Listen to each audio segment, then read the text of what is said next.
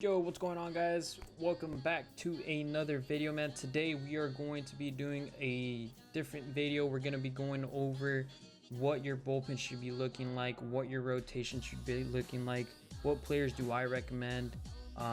So pretty much kind of like who are the top 5 starters you should have right now and who are the top bullpen guys you should have right now. We're going to be going into each individual player, and I'm going to be talking about why they should be in your team. All right, let's do it.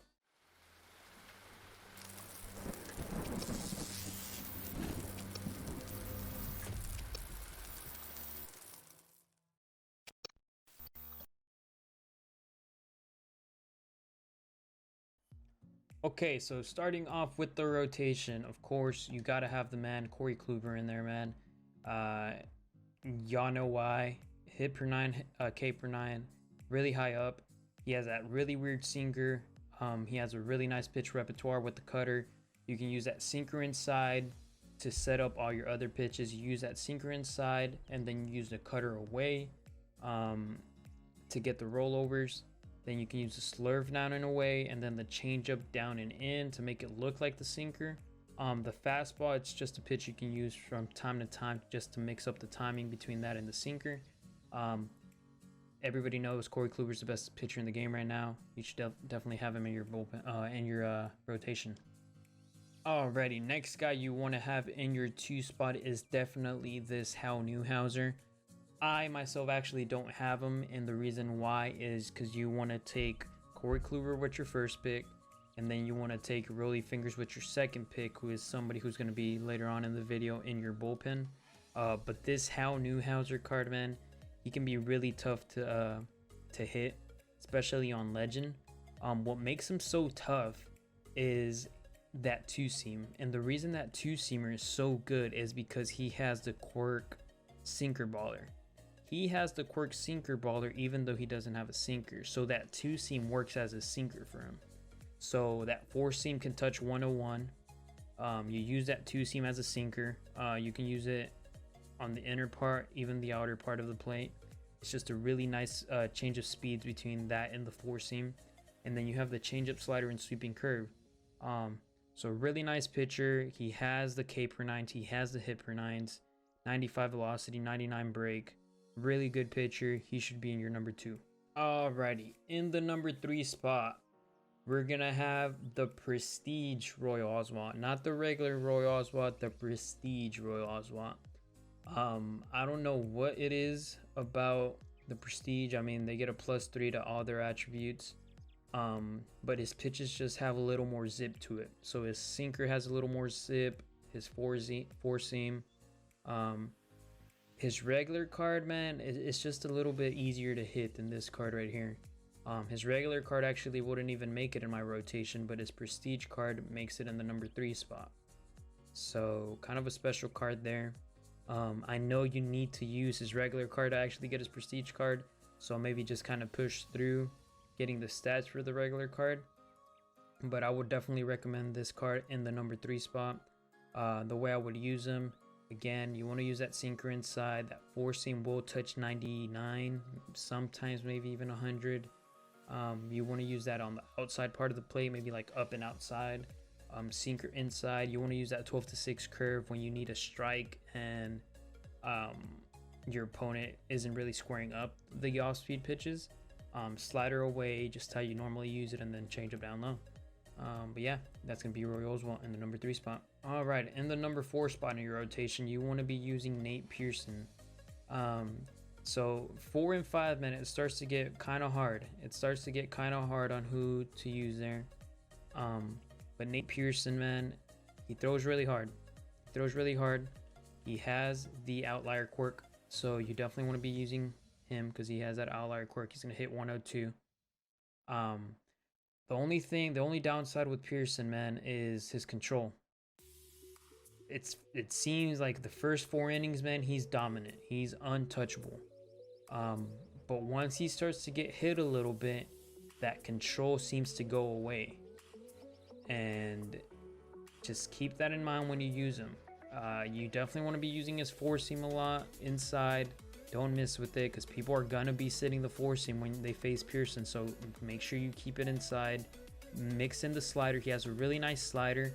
It's a fast slider, so you want to use that in on 0-0 counts too. You want to use that slider because it looks like the fastball a lot, and it's a really nice change of speeds. So you want to prioritize those two pitches, your fastball and the slider. Changeup or curveball are good whenever you just want to mix it up a lot more. But make sure fastball, slider, mix it up between those two pitches. You should have some success with them. Don't be afraid to pull them. That's my one thing with him. Don't be afraid to pull him. I'd be pulling Pearson in the 4th, 5th inning just because he loses that control really quick. So Nate Pearson in the number 4 spot. All right, and in the number 5 spot, and honestly, you can make a case that he can be your 4 or your 3. I just put him in the 5 because he was the lower overall. But it's Forrest Whitley. Forrest Whitley is probably one of the best kind of like budget diamonds out there, man. His price from the last time I saw it was like in the 15K ranges, so really nice price. But Forrest Whitley, man, he has all the pitches you want. They're all in his repertoire. He has the sinker, the cutter, slider, changeup, 12 to 6. So a lot of pitches to work with. He has 99 velocity, 92 break. He has sinker baller quirk, so his pitches have a lot of movement. He also has kind of like a downward pitching motion, so he kind of like pitches over the top a little bit. So his sinker has a lot of drop to it. So does his slider. His slider kind of acts like a sweeping curve almost. It kind of goes down at an angle too. So really nice pitcher. Honestly, he could be your number 3. Just make sure you locate with him well, because he does have kind of low hit per nines. But yeah, really nice pitcher for your number 5 spot. Yo guys, so as I was editing this, I realized that I completely forgot about Casey Mize. And Casey Mize should actually be your number 4, man. So Nate Pearson, probably to move him down, and then Forrest Whitley, he can be 6. But then again, if you can't afford any of these guys, then Whitley can make it into your rotation. But Casey Mize, man, he's a great pitcher. He has decent K per 9 and hit per 9, not the highest, but not too low. They're in the 80s. He has a nice pitch repertoire. He has a cutter, a splitter, a slurve, and a sinker. He can hit about 97 with the sinker and the fastball, maybe 98 with the fastball. So definitely a solid pitcher. Would definitely use him in your rotation if you can. But yeah, I just wanted to throw that in there. I completely forgot about him. Alrighty, so now in your bullpen, you gotta have Rollie Fingers, man. You gotta have Rollie Fingers as your number 1 guy. He has the hit per 9s, K per 9s like Kluber. Really high home run per 9 as well, 125 clutch. Sinker, slider, forkball, 4-seam. You want to be using that sinker inside, slider away, forkball down low. Just how you normally pitch. Against lefties, you want to use that sinker on the outside part of the plate, up and away, really. Really nice pitcher. Everybody should have him. He's your number 1.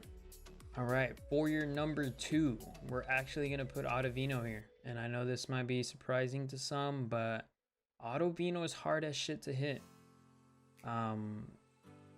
That cutter, man. His cutter is kind of like a slider, man, but it's the way he throws makes that cutter so hard to hit, because it looks so slow. It looks like it's coming in fast, but it's so slow. And then especially when you can mix in the 2-seam and the 4-seam at the right spots, it just makes that cutter unhittable to both righties and lefties. So to righties, you want to use that cutter away, get them to roll it over. To lefties, you want to use it inside, because even when you throw it inside, hitters are going to be either early, they might square it up, they might, but they're going to be early on it. It's so hard to actually get good timing on the cutter inside to lefties, just because of how different the timing is to that pitch. So I'm going to put Ottavino at your number 2 with that 113 K per 9s. Alrighty, at your number 3, we're going to have Chapman. Alright, he should be your number 1 lefty. I know sometimes he can actually get teed up, and it's surprising. But the reason he gets teed up is because when you don't mix in the pitches correctly. So you get very, I guess, basic with the pitches. Like it's an easy way to read his pitches. You'll go fastball up or inside. So you want to make sure you mix that fastball all around the zone. You want to keep the fastball low and away, up and away, low and inside, up and inside. You want to throw it everywhere. That slider, you want to throw it away from the lefties, into the righties, down and in. Mix it in occasionally. That sinker is actually a really good pitch because it works as a changeup. Crazy because it says 95, but it works as a changeup. You can throw it down in the zone, down and out, and it'll get people. But just make sure you throw it to the right people. If your opponent is being really late on the fastball, you don't really want to throw the sinker anywhere up in the zone, because if they're being late on the fastball, that means they're gonna have good timing on the sinker. So make sure you pick and choose who you throw that sinker to. You can also throw it up and outside just to kind of change it up from the fastball. But Chapman at your number 3. All right, so at number 4, man, we're actually gonna have kind of a little, kind of like a 3-way tie between Charlie Morton and then the next 2 guys that I'm gonna show. Just because one guy, we'll get into it on the next couple of guys. But Charlie Morton, man, he has a lot of great pitches. He has 5 pitches in his arsenal. He has a cutter, which you really need, splitter, which is nice. That 4-seam can touch 100. I think it can even touch 101. That curveball, if you can locate that curveball in the right spots, it's a really nice pitch. It gets a lot of people to roll over. I usually like throwing it like on 3 when I fall behind and it's 3-1 count, 3-1 count, 3-2 count. I like to throw it on the outside part of the plate, depending on righty or lefty, both of them. And they usually roll it over. It has nice movement to it. But yeah, Charlie Morton, really nice pitcher. You want to be using that 2-seam kind of like a sinker as well. He has a sinker baller quirk, so 2-seam inside to righties really hard to hit. But yeah, Charlie Morton, number 4, tied with the next 2 guys, I guess. All right, so number 4, man, we're gonna have this Zach Britton right here. He's a newer card. He's kind of expensive. He's still very new to the game, so that makes him very good. I hate that this year he doesn't have the regular pitching motion that he's always had. They changed it up, so it makes him not as tough to hit. He still has very good pitches. I would definitely not use him against righties though. He is strictly a lefty specialist. Good players will definitely be able to hit him just because he doesn't have that big change of speed. Unlike Chapman, his sinker gets up to 99, 100. So it doesn't have that drastic change of speeds between the fastball, the 4-seam, and the sinker. So you can't really use that sinker differently. It does have movement to it, but he is very 2-dimensional. Really, the only change of speeds is between a sinker, fastball, and his slider. So definitely want to be careful with them. Lefty specialist right here. He comes in at 4. All right, next guy on the list is this Andrew Miller. So this Andrew Miller, honestly, man, it's very basic pitch repertoire, 4-seam, slider, changeup. But if you use it correctly, he can be really effective, and the reason why is because of his K per 9 and hit per 9. He has them really high. That means your opponent's PCI is going to be smaller, meaning it's harder for them to hit the ball. That's literally the only reason this card is good. So just keep in mind, he has 99 break. He's not going to hit 99 with this fastball. I think the highest he can touch is maybe 98, 97. So just make sure you mix it in well. I would honestly only use him against lefties if possible. I know sometimes you're going to have to face righties with the 3-batter rule. If you do face a righty, so pitch the lefties how you normally will. Fastball inside, slider away, mix in the fastball outside, change up down low. But if you do face righties, I would definitely throw the slider down and in, fastball away. Sometimes mix the fastball inside, but you got to find the perfect spot to throw that fastball inside though. And then change up away to try to get the rollover. But yeah, he's gonna come in at the 4 spot, tied with the other 2 guys. All right, and next is, he's not next on the list, but if you can afford Zach Britton or Andrew Miller, because I know they are above 100K, because they are the World Series reward and the BR Flawless reward, I would go with this John Franco, man. He doesn't throw very hard, but he has a lot of different pitches with a lot of movement. He has 108 K per 9, so that helps him, and the hit per 9. So the thing with him, man, is you don't want to miss. You don't want to miss in the middle of the zone. Since he does throw very slow, it gives your opponent more time to react. Just use him how normally, you know, that sinker inside. Don't miss with it. Slider away. That screwball, man, that screwball is weird. It looks like a knuckleball at times, but use it occasionally. You want to keep it on the outside part of the plate, so kind of use it as a backdoor to a lefty and keep it away from the righties. That circle changeup as well, keep it low in the zone. He's a really nice pitcher, so use him if you can't afford any some of the other guys. All right, and then last on your bullpen is this Whalen, man. He has high K per 9, high hit per 9.